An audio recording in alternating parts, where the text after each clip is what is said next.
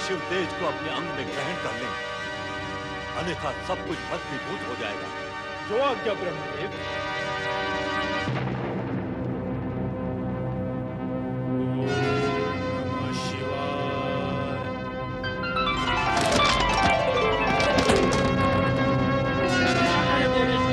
रक्षा करें।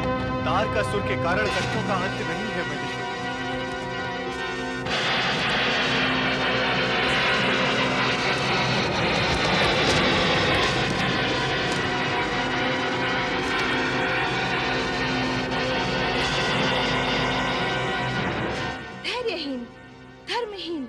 और बुद्धिहीन देवगण, तुमने असमय यहाँ आकर शिव और शिवा के महामिलन में बाधा डाली है।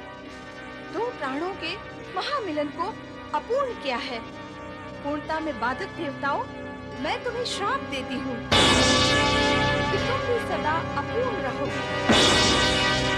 तुम सदा सदा के लिए निसंतान रहोगे। तुम्हारी पत्नियां कभी भी माता होने का सौभाग्य प्राप्त नहीं कर सकेंगी।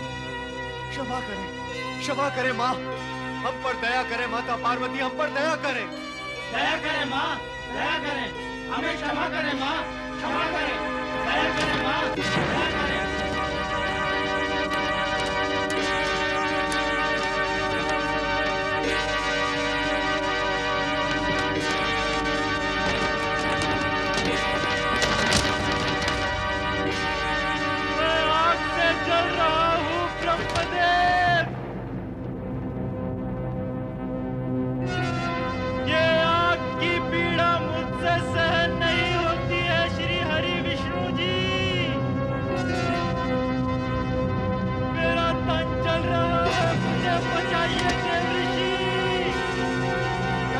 शरण ले लो अग्निदेव, यही बुद्धिमानी है।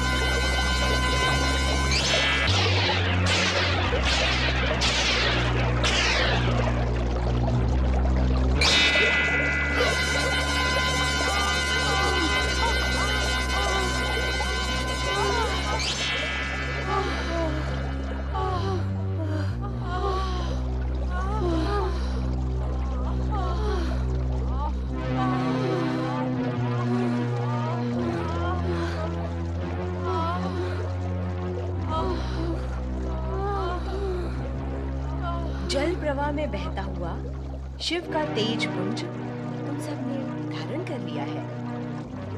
अब इस पीड़ा और संकट का निवारण केवल शिव आराधना ही है। आओ तट पर बैठकर पंचाक्षरी मंत्र का जाप करें। शिव सदा मंगल ही करें।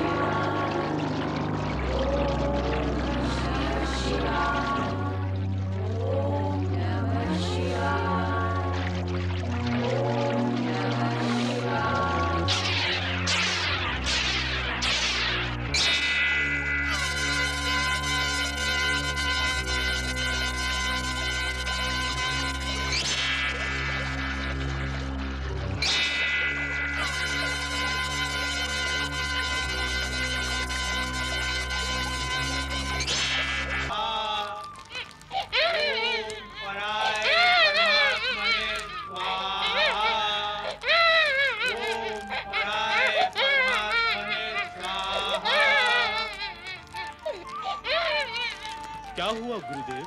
आप खड़े क्यों हो गए गुरुदेव? शिशु का रोदन सुन रहे हो? किसी नवजात शिशु का रुदन है गुरुदेव। ये शिवपुत्र है। शिवपुत्र? असुरों का नाश करने वाला शिवपुत्र। उसके दर्शन का पुण्य लाभ करना होगा। मुझे इसी घड़ी की प्रतीक्षा थी शिवपुत्र, इसी घड़ी की प्रतीक्षा।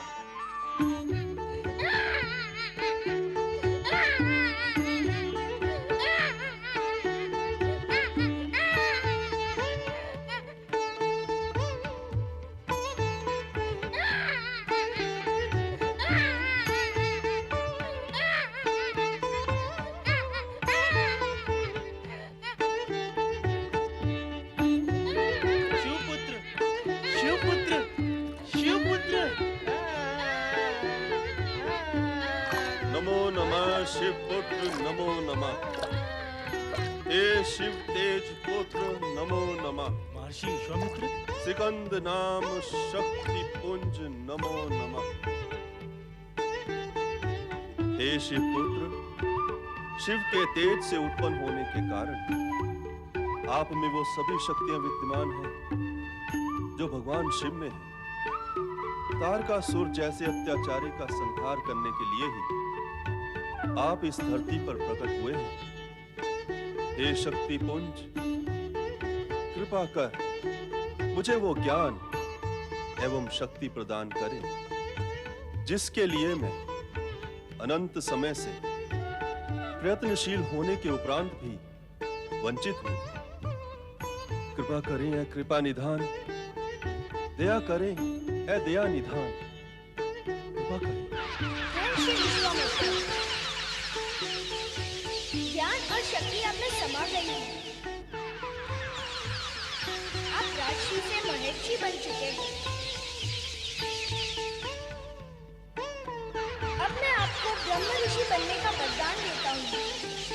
शिव कृपा से आपके हृदय में धर्म ज्ञान प्रकट होगा। आपका स्थान ब्रह्म ऋषि में श्रेष्ठ होगा।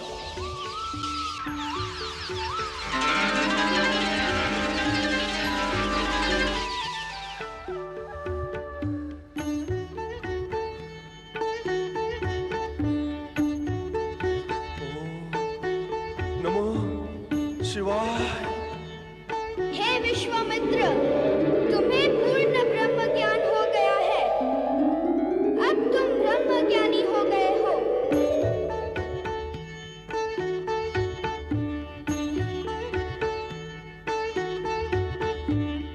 ओम नमो शिवाय। दुखी जन का रुदन दूर करने के लिए तो आप प्रकट हुए हैं और स्वयं रुदन कर रहे हैं। आपकी लीला का प्रयोग मुझ पर क्यों भगवान, जगत पर करें।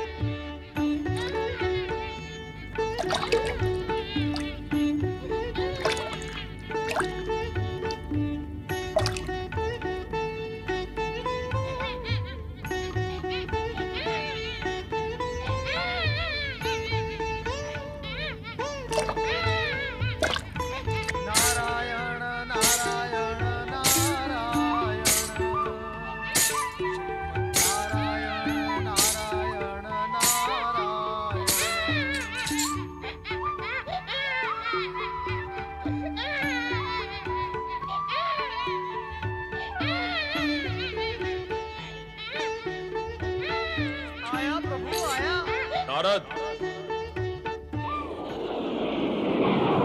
तुम्हें नीचे पृथ्वी की ओर नहीं और ऊपर आकाश की ओर जाना है। इस समय शिवपुत्र को तुम्हारी नहीं, नक्षत्र लोक में स्थित उन 6 माताओं की आवश्यकता है जो शिशु का पालन कर सके। 6 माताएं? हाँ, 6 कृतिकाएं जिनके द्वारा इस शिशु का जन्म हुआ है। प्रभाकृति, आभाकृति, तेजाकृति, भव्याकृति, शोभाकृति और सुकृति। तुम नक्षत्र लोक जाकर इन कृतिकाओं को इस शिशु के विषय में सूचित कर दो। यही शिव इच्छा है। शिव इच्छा अर्थात सदिच्छा, और नारद का तो कर्म ही है सदिच्छाओं की सूचनाएं देना है। नारायण नारायण।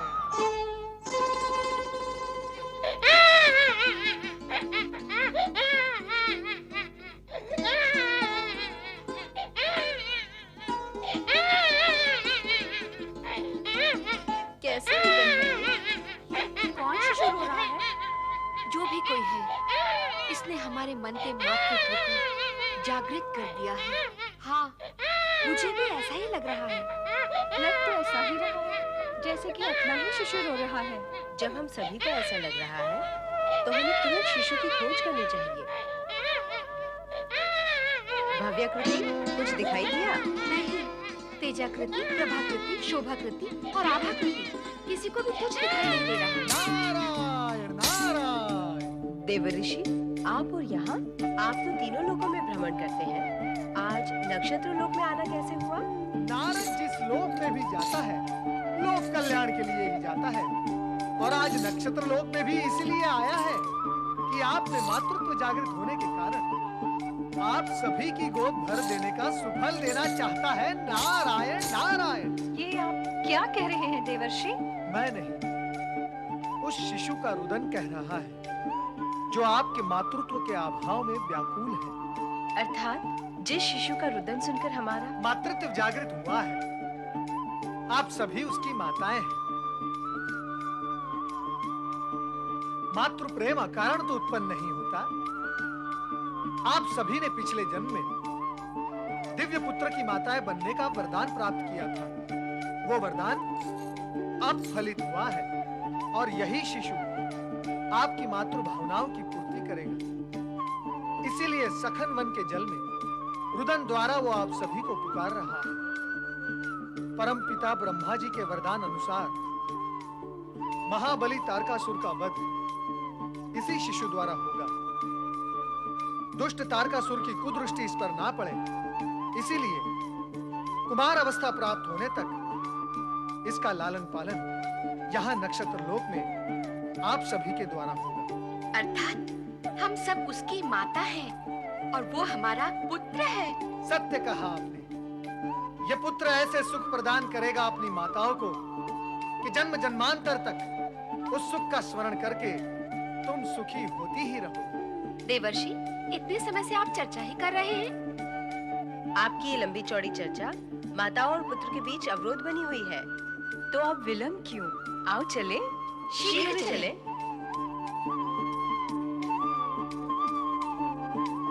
माता का हृदय कब और कैसे बनाया है प्रभु? क्या आपने मन की करुणा और माता के हृदय की ममता के मेल से बनाया है? देखा ना, पुत्र का नाम सुनते ही कैसी सबके सब भाग गई अपने पुत्र कार्तिकेय के पास।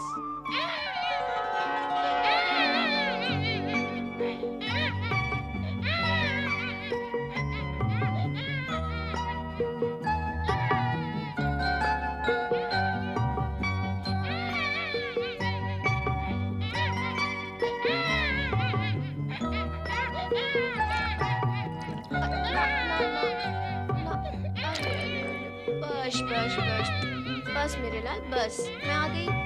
चुप हो जा मेरे लाल, चुप हो जा। ला, मुझे भी दे। अरे क्या दशा हुई है रोते रोते। अरे अरे, देखो तो इसका चेहरा कितना कुम्हला गया है। ला, मुझे भी तो दे। तुझे क्यों, मुझे क्यों नहीं? और तुझे ही क्यों? मैं भी तो इसकी माँ हूँ। तो मैं भी तो इसकी माँ हूँ, क्यों? शिशु भी अपना रुदन रोककर ये देख और ये सोच रहा है कि ये मेरी कैसी माताएं हैं जो मेरे समीप आने के लिए अपने आप में भेदभाव करके एक दूसरे से दूर जा रही हैं। विचार करो देवियों, विचार करो। नारायण नारायण। मेरा लाल, नहीं नहीं नहीं। आज से हम सब मिलकर इस शिशु का पालन पोषण करेंगे। नक्षत्र लोक ले जाकर। हाँ देवऋषि, हमारा वास्तव वही है। नारायण नारायण।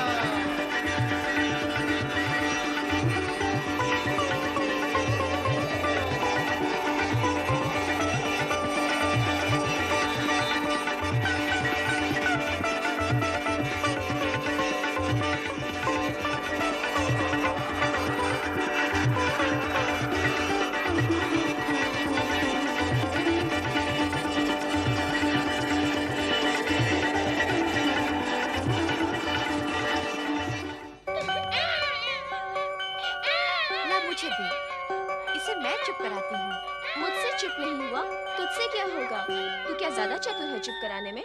ओफो, तुम्हारी विवाद करने से वो चुप नहीं होगा और अधिक रोएगा। लाओ मुझे दो। सुन लो इसकी बात। इसकी नहीं सुनेगी, उसकी नहीं सुनेगी, तो क्या शिशु का रोना ही सुनती रहेगी? ये क्या बात हुई? शिशु के हित के लिए विवाद हो रहा है और शिशु का ही अहित हो रहा है। बच 6 बच्चे हो तो एक माता उन्हें संभाल लेती है, पर यहाँ एक बच्चे को 6 माताएं नहीं संभाल पा रही हैं। हाँ, 6 बच्चे होते तो हम सभी बराबर प्यार कर सकती थी।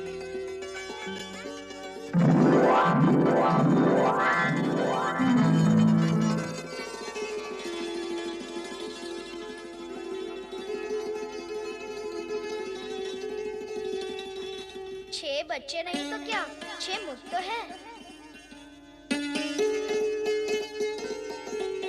सखियों, हमारे इस पुत्र का नाम क्या है? कार्तिकेय। कार्तिकेय? आप सभी मेरी माताएं हैं, 6 माताएं। कृतिकाओं का पुत्र होने के कारण मैं कार्तिकेय हुआ। कार्तिकेय? हमारा पुत्र कुमार कार्तिकेय, हमारा पुत्र कुमार कार्तिकेय, हमारा पुत्र कुमार कार्तिकेय। चल मेरे घोड़े, टिक टिक टिक। चल मेरे हाथी। थम थम थम। मुझे मयूर की सवारी में बैठना है। हाँ हाँ, बैठ जाना मयूर की सवारी पर। तू बहुत बड़ा हो गया मेरा राजा बेटा। राजा बेटा? तो फिर बना दो मुझे राजा बेटा। हाँ हाँ, बना देंगे तुझे राजा। पुत्र कार्तिकेय को राजा जैसा अभी सजा देते हैं। हाँ, अभी सजा देते हैं। ये रहा तेरे सिर का मुकुट। हाथ में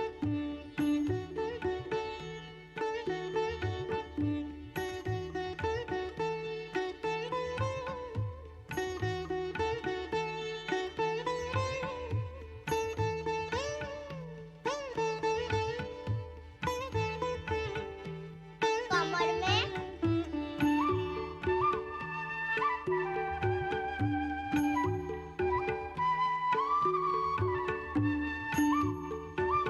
बस हो गया सजाना। हाँ हाँ, हो गया। हमें लगता है अपना दूल्हा राजा। हाँ हाँ, लगते हो दूल्हे राजा। पर दुल्हन रानी कहाँ है? रानी अथवा रानियाँ। क्या? क्या? मेरी 6 माताएं हैं, मेरे 6 मुख हैं, फिर दुल्हन रानियाँ भी तो 6 चाहिए। नहीं कार्तिकेय, दुल्हन रानी तो एक ही होती है। माता भी तो एक ही होती है।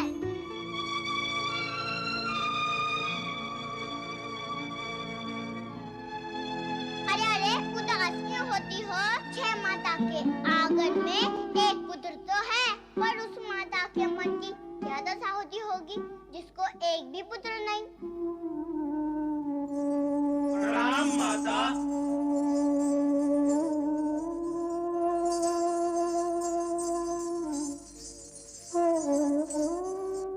ओम नमः शिवाय, ओम नमः शिवाय, ओम नमः शिवाय, ओम नमः शिवाय, ओम नमः शिवाय, ओम नमः शिवाय। कहो नंदी, तुम्हारे चेहरे लटके हुए क्यों हैं? सब कुशल तो है? आप तो अंतर्यामी हैं, सब कुछ जानते हैं। मुझसे माता पार्वती की उदासी देखी नहीं जाती। आप कुछ उपाय करें भगवान। ओम नमः शिवाय। हर हर महादेव। भोलेनाथ, ये आपकी कैसी लीला है? एक और तो आप कह इस समय हमारी लीला की चर्चा ना करो नारद, अन्य कोई चर्चा करो। और हाँ नंदी, तुम पार्वती के पास जाओ, हम भी वहां आते हैं ये जानने कि वे उदास क्यों हैं।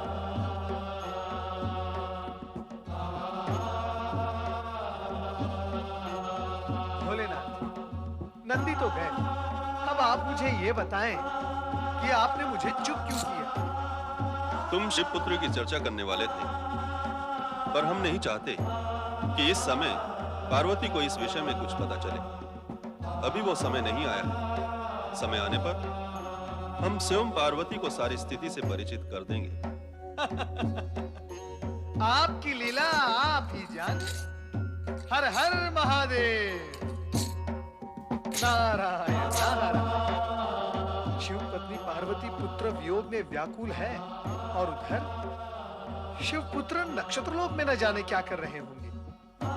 और हाँ, शोणितपुर में तारकासुर क्या कर रहे हैं ये देखना भी अत्यंत आवश्यक है नारद। चलो नारद, शोणितपुर। दानवराज महाबली तारकासुर की जय हो। शोणितपुर के अधिपति महाबली तारकासुर की जय। ऐसे नहीं, बोलो असुर सम्राट त्रिलोक विजयी तारकासुर की। अरे बोलो बोलो। कार्तिकेय की जय बोलकर क्यों हमारा अपमान करने पर तुले हुए हो? स्वर्ग से पतित होने के पश्चात जय योग कहाँ रहा तुम्हारा महाबली तारकासुर? महाबली, आप और हम स्वर्ग से पतित हुए हैं, अपने लक्ष्य से पतित नहीं हुए। हम उन कायर देवताओं को पराजित कर पुनः स्वर्ग पर अपना अधिकार कर लेंगे। नारायण नारायण।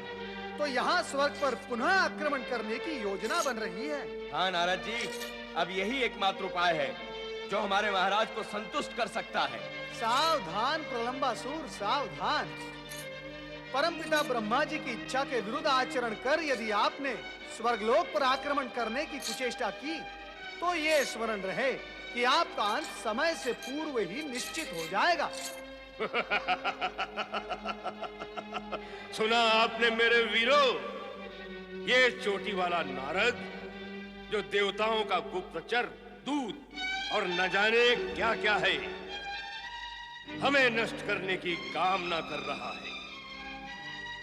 क्यों न ऐसे दुष्ट को हम ही नष्ट कर दें।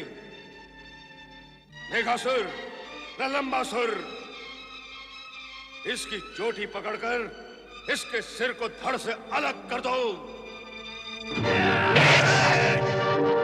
नारायण नारायण। मेघासुर, नारद की चोटी में विद्युत तरंग है, हाथ लगाओगे तो झटका लगेगा।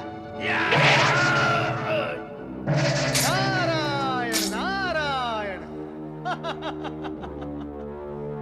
तुम दोनों दुष्टों को नारद तक पहुंचने के लिए अनेक अनेक जन्म लेकर पुण्य संचित करना होगा। नारायण नारायण। हम तुझे नहीं छोड़ेंगे नारद। छोड़ोगे तो तब न जब मुझे पकड़ोगे दुष्ट, और वो तुमसे संभव नहीं। विधाता ने इस जगत में अनेक विषैले कीड़े मकोड़े बनाए, उसी समय तुम जैसे मानव आकृति वाले दुष्ट जीव भी उत्पन्न कर दिए। नारद। नारायण नारायण। नारायण नारायण। राज तलवार वहां है। आपका भाग्य तो कुंठित है ही दैत्यराज, और यदि आप इसी प्रकार चिल्लाते रहे तो कंठ भी कुंठित हो जाएगा। नारायण नारायण। आपका अंत समय समीप आ गया है दैत्यराज।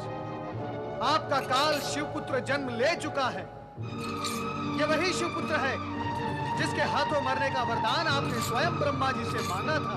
नारायण नारायण। तेरा काल शिवपुत्र जन्म ले चुका है। तेरा काल शिवपुत्र जन्म ले चुका है।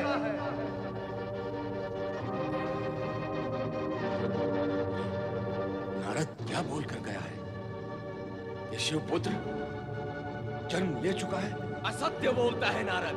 नहीं, नारद कटु बोलता है, अधिक बोलता है, कभी कभी ना बोलने वाले शब्द भी बोलता है, परंतु असत्य कभी नहीं बोलता।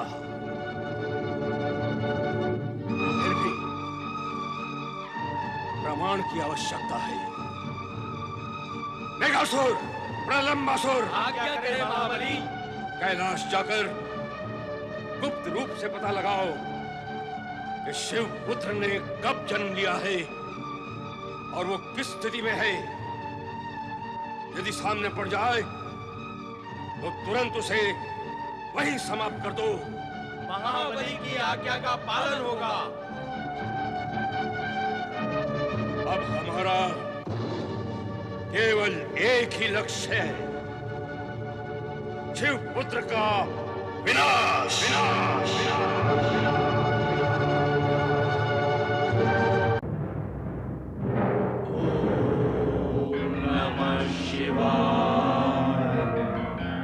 प्रलंबासुर, वो देखो, वो रहा कैलाश।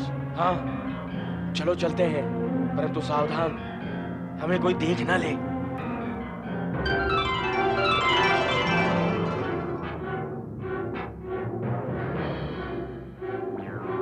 कहाँ है शिवपुत्र?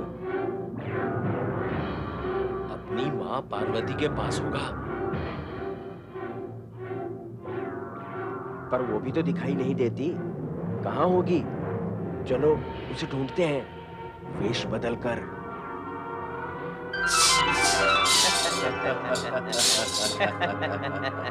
शिव का तेज बिंदु मुझे मिल गया होता, आज मेरी गोद में एक पुत्र खेलता होता। बिना पुत्र माँ का क्या जीवन है।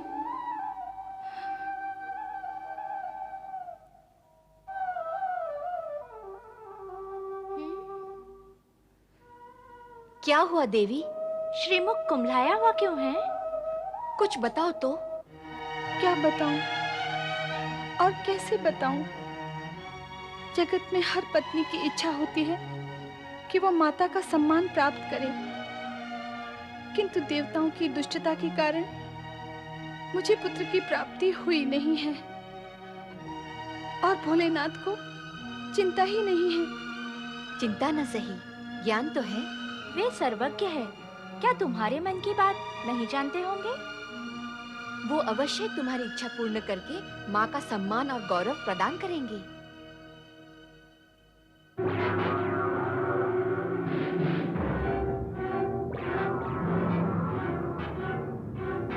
शिव पुत्र तो नहीं, शिव ध्यान में लीन अवश्य दिखाई दे रहे हैं। लगता है स्वामी के भय से शिव पुत्र को कहीं छिपा दिया है। कैलाश के अतिरिक्त अन्य कहां छिपाएंगे? हम शिवगण के साथ मिलकर उसे ढूंढ लेंगे। आओ।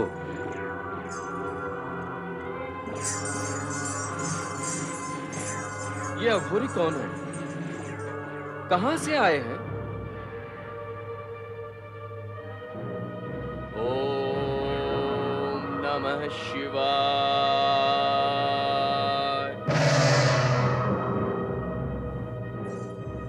ये तो तारकासुर के राक्षस हैं, गुप्तचर बनकर भेद जानने आए हैं। मारो इनको, मारो।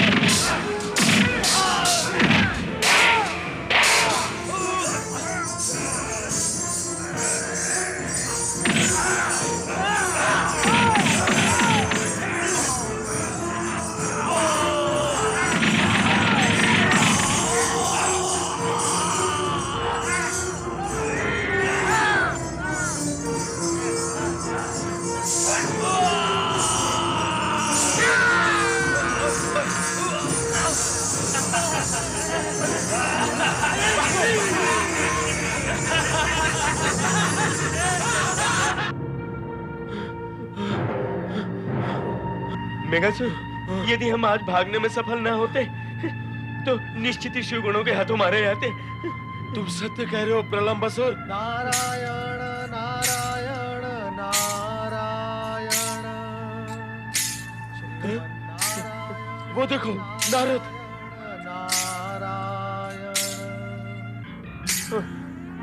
इसलिए स्वामी को शिवपुत्र होने की असत्य सूचना दी थी। उसी सूचना के आधार पर हम वहां गए थे और शिवपुत्र के हाथों पीटे गए। चलो उसे पकड़ते हैं, चलो।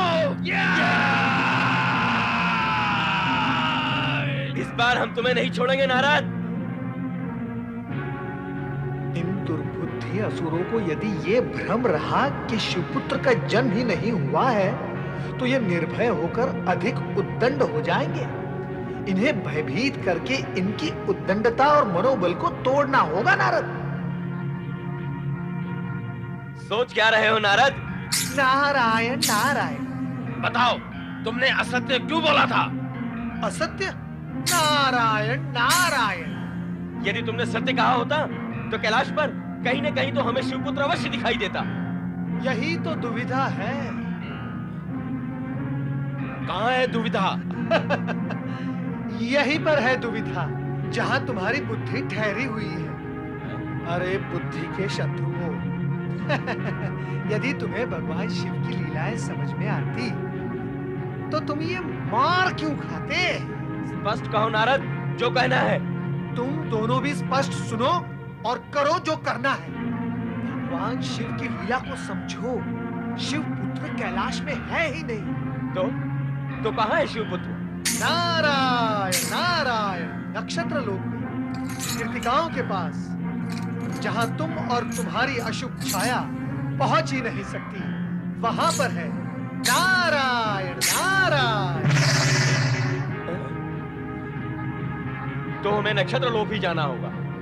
हाँ, शिव पुत्र को समाप्त करके ही हम स्वामी को अपना मुख दिखा सकेंगे।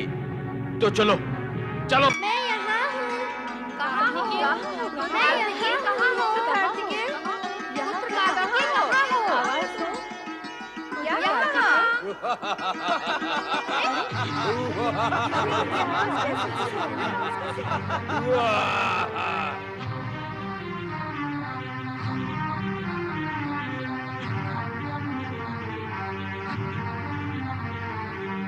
लगता है यही शिवपुत्र है। हाँ, हे देवियों, इस शिवपुत्र को हमें सौंप दो। हम इसे महाबली तारकासुर के पास शोणितपुर ले जाएंगे। नहीं, हम इसे नहीं देंगे। ये हमारी सुरक्षा में है। मैं कहता हूँ सीधी तरह से हट जाओ, नहीं तो हम तुम्हें बलपूर्वक हटा देंगे। ठहरो, सावधान। मेरे होते हुए यदि मेरी माताओं को हाथ लगाया तो माताएं, आप सब दूर खड़ी रहकर देखिए कि मैं इन दोनों को कैसे आग में चोली का खेल खिलाता हूँ। हम खेल खेलने नहीं, तुझे मारने आए हैं। तू हमारे स्वामी महाबली तारकासुर को समाप्त करेगा, उससे पहले हम तुझे समाप्त कर देंगे। तो कर दो समाप्त।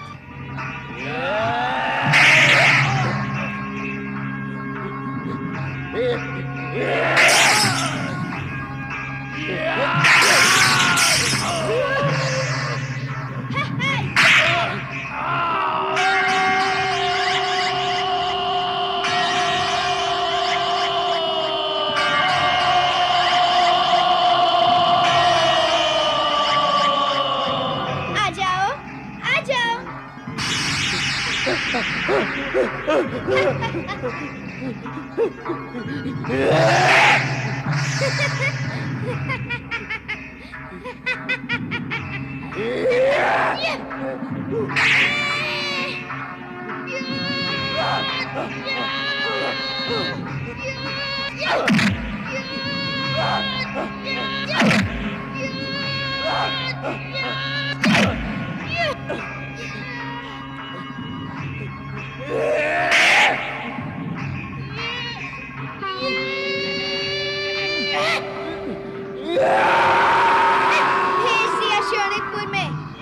हमारे पुत्र कार्तिकेय की जय हो। ये अवश्य तारकासुर का वध करेगा। माताएं, आप सबका आशीर्वाद ही मेरी शक्ति है। धन्य हो पुत्र, धन्य हो।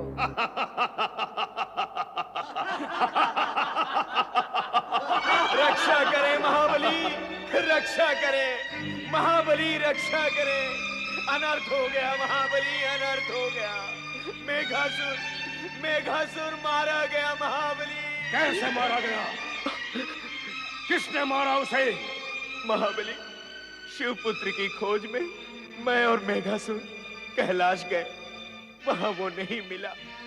वहां शिवगण ने हम दोनों को बहुत पीटा।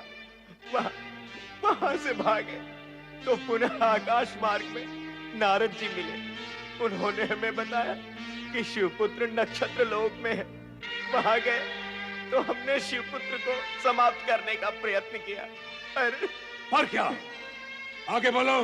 उस छोटे से बालक ने मुझे और मेघासुर को अपनी लातों के प्रहार से हवा में उछाल दिया और मेघासुर लुढ़कता हुआ पर्वत शिखर से टकराकर खाई में जा गिरा और उसका प्राणांत हो गया। और मैं जैसे तैसे अपने प्राण बचाकर यहाँ आया हूँ। हम स्वयं जाएंगे नक्षत्र लोक शिवपुत्र का वध करने।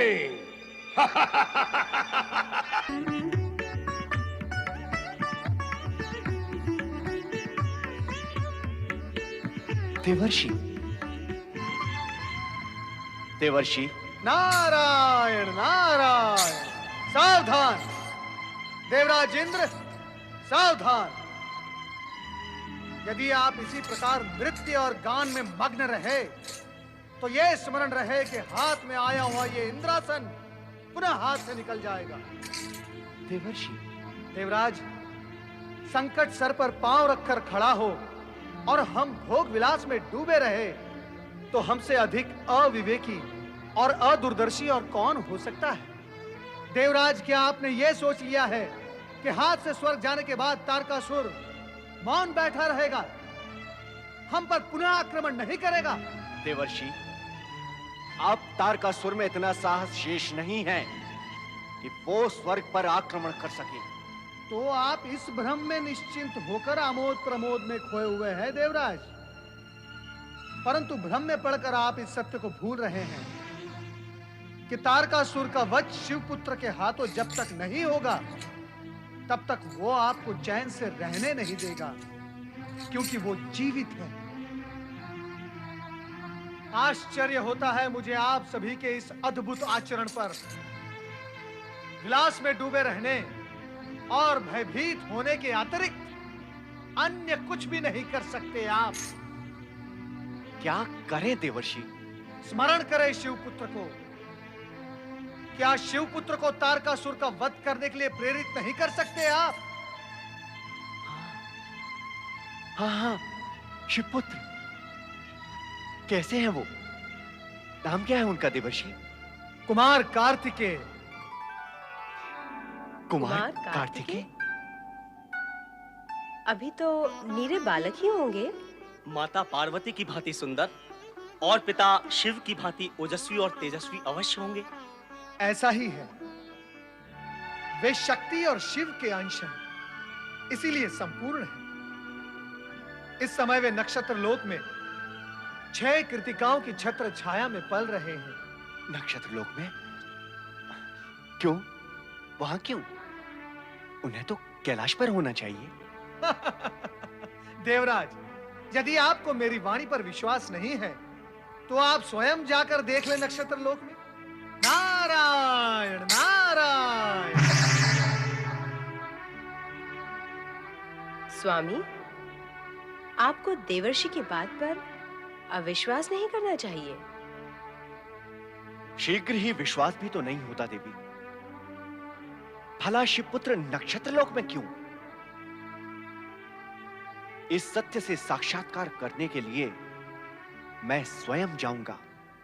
देवराज इंद्र सत्य का साक्षात करने के निमित्त नक्षत्र लोक में पहुंचे। इससे पूर्व ही दैत्यराज तारकासुर आकाश मार्ग से वहां के लिए चल पड़ा। कैलाश में समाधिस्थ भगवान शिव तारकासुर के आशय को ताड़ गए और उन्होंने संकेत द्वारा पुत्र कार्तिकेय के मन में निश्चिंतता के भाव जागृत कर दिए। माताएं, अब आप मेरी चिंता ना करें, निश्चिंत होकर अपना कार्य करें। शिव पंचाक्षरी मंत्र ही मेरा रक्षा कवच है। अब मुझे नींद आ रही है, मैं सो जाता हूँ। ओम नमः शिवाय।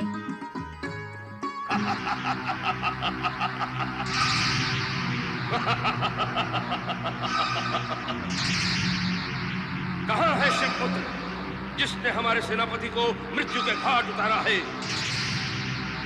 कहाँ है शिवपुत्र? कहाँ है वो शिवपुत्र?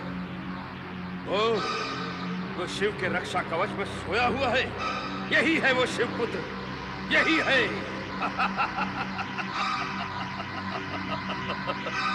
शिवपुत्र जो मेरा काल बनेगा? नहीं, मैं पासा ही पलट देता हूं, मैं इसका काल बन जाता हूं।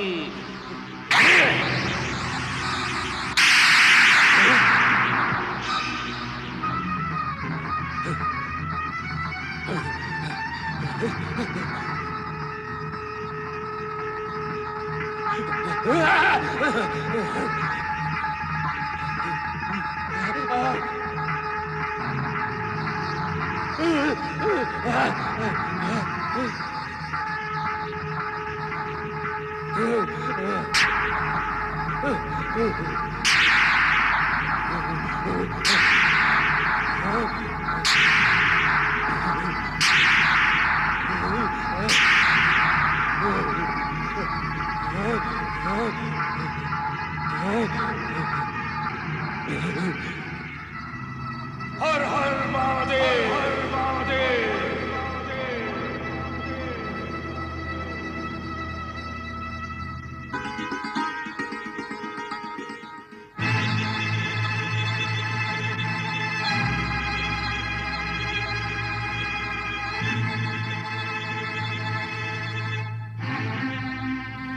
कौन है आप? कहां से आए? यहाँ किस लिए आए? हम स्वर्गाधिपति इंद्र हैं, स्वर्गलोक से आए हैं, शिव पुत्र को देखना चाहते हैं। शिव पुत्र का जन्म क्या देवताओं के देखने के लिए हुआ है? कहा और माना तो यही जाता है कि शिव पुत्र का जन्म देवताओं के कल्याण के लिए हुआ है। परंतु यदि तुम शिव पुत्र हो तो कैलाश पर न होकर इस नक्षत्र लोक में क्यों हो? देवर्षि नारद की बात पर विश्वास नहीं होता।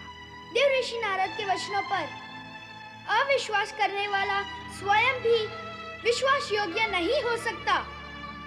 बालक, बालक अपनी सीमा का उल्लंघन ना करो।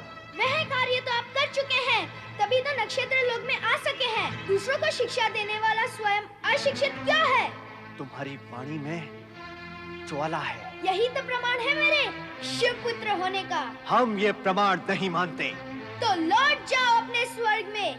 किसने बुलाया था आपको प्रमाण प्रस्तुत करने के लिए? चला जाऊंगा, चला जाऊंगा। पहले तुम्हें सुदंडता का दंड तो दे दूं।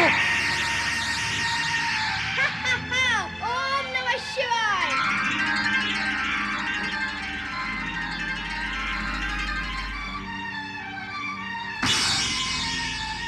ओम नमः शिवाय। सावधान इंद्र, तुम अपने शत्रु तारकासुर का वध करने वाले का ही वध कर रहे हो। यही तो शिव पुत्र कार्तिकेय है जो तुम्हारे शत्रु तारकासुर का वध करेगा और जिससे पूरी मानव जाति व देवगण का कल्याण होगा। शिव पुत्र होने के नाते ये तो आपके पूज्य हैं।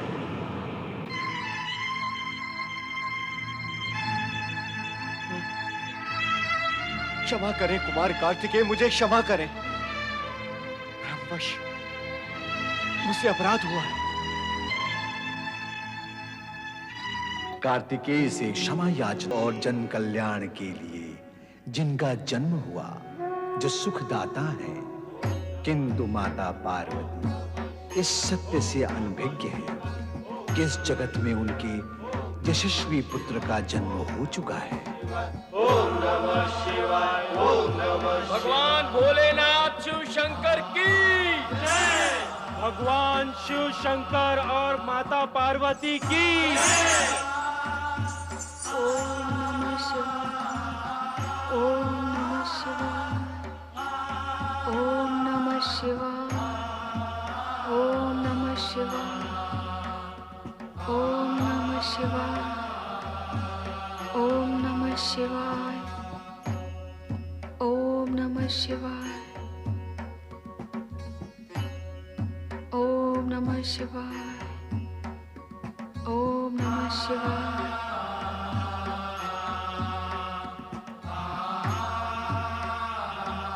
पति परमेश्वराय नमो नमः।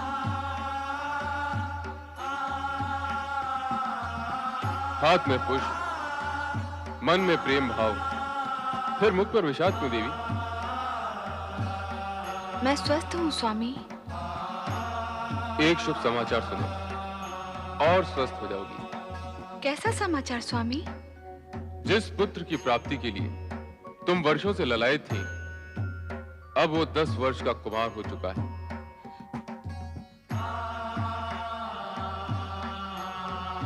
मेरा पुत्र? मेरा? हाँ देवी, तुम्हारा पुत्र, जो 10 वर्ष पूर्व अपनी मां बस स्वामी बस। प्रतिकूल परिस्थितियों में मेरे पुत्र ने जन्म लिया, जिसका मुझे ज्ञान नहीं रहा। किंतु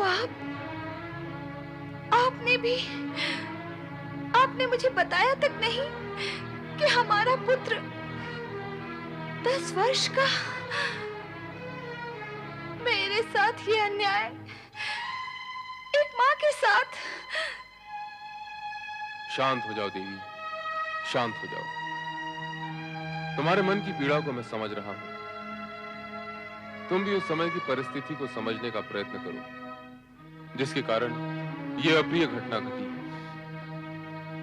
आप सर्वशक्ति संपन्न हैं। आपके समीप ऐसी अप्रिय घटना क्यों घट गई स्वामी? सर्वशक्तिमान भी प्रकृति के सूक्ष्म नियमों से बंधा रहता है। वैसे भी शिव पुत्र को 10 वर्षों तक 6 कृतिकाओं के मातृत्व और वात्सल्य को पूरित करना था, ताकि जगत उसे कार्तिकेय के नाम से जान सके। आश्चर्य तो यह है स्वामी कि मुझे इस सत्य का ज्ञान और भान तक नहीं हुआ। कैसे होता? तुम तो उस दिन क्रोध और उत्तेजना में देवताओं को श्राप दे रही थी। किंतु इस घटना से पूर्व जब मैं कैलाश भवन से बाहर आया, तो अग्निदेव ने कबूतर का रूप धारण कर शिवतेज की ज्वाला को ग्रहण तो कर लिया, किंतु उसे सहन नहीं कर पाए और गंगा के शीतल जल में पहुंचकर ज्वाला से मुक्ति पाई। यही शिवतेज गंगा में प्रवाहित होता हुआ सप्तऋषियों की पत्नियों के शरीर में प्रवेश कर जाता है, जिससे दग्ध साध्वियां अरुंधति के सुझाव पर पंचाक्षरी मंत्र का जाप करती हैं, जिसके प्रभाव से शिवतेज पुनः जल में बहने लगता है। तत्पश्चात शखन नदी के तट पर पुत्र कार्तिकेय का जन्म हुआ। आपकी कथा और पुत्र की व्यथा दोनों सुन ली मैंने, पर अब क्या बाधा है? मुझ में और मेरे पुत्र में अब और कितनी दूरी है और कितना विलंब है? कब होगा माता और पुत्र का मिलन? शीघ्र होगा देवी। प्रतीक्षा का समय पूर्ण हुआ। प्रतीक्षा भी आपने ही की है। मुझे तो उसका अवसर ही नहीं दिया आपने। बताइए कब मिलेगा मुझे मेरा पुत्र? अब तो उसके बिना एक एक पल भारी हो रहा है।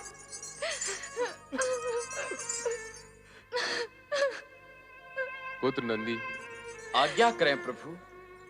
गणों को लेकर तुरंत नक्षत्र लोक जाओ। कृतिकाओं को हमारा संदेश देना और कुमार कार्तिकेय को शीघ्र लेकर आओ। आपकी आज्ञा का पालन होगा स्वामी।